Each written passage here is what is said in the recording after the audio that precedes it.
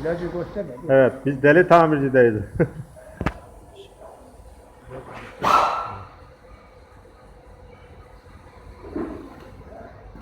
Evet, parmağına bir şeyler sıkıyor. Şimdi onda sigara yakacak. Yapmaya mı dedi lan?